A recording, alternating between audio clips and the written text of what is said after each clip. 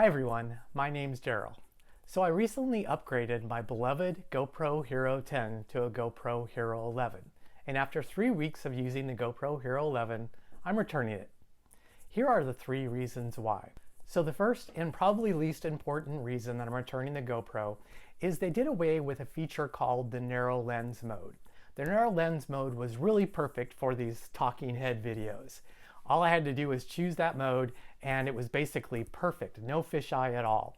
With the Hero 11, it's not there. So you can choose the linear mode, but when you choose linear mode, to be honest, I still see a little bit of fisheye and I just don't like it as much as the GoPro Hero 10. In fact, I dislike it so much that I actually use my new iPhone Pro 14 to do my talking head videos as opposed to the GoPro Hero 11. So the second reason, and this will probably be fixed with firmware, but I can't connect wirelessly with my iOS devices to the GoPro using the Quick software.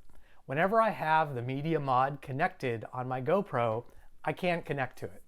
As soon as I take the media mod off, then it works flawlessly.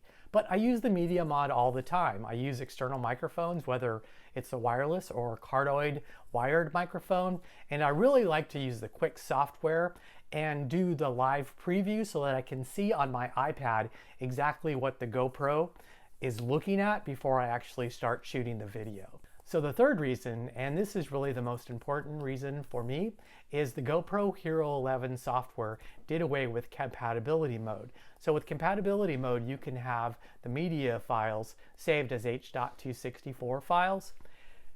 But without the compatibility mode, all of the media files, all the video files are stored as HEVC files.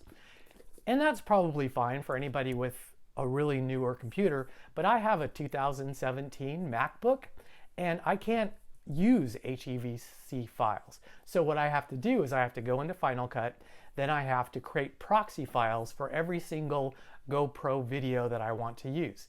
And that is just so frustrating. So I really don't understand why they did away with this feature. I know there's a lot of video creators that use H.264 a lot. And if they want to use GoPros, this is going to be really frustrating to them. So there you have it. That's the reason I'm returning my GoPro Hero 11, and I'll go back to using my GoPro 10. If you use any of these features, or if any of these features are important to you, you really might want to think twice about upgrading. If you got any value from this video, please like it and consider subscribing to my channel. And I hope to see you again very soon.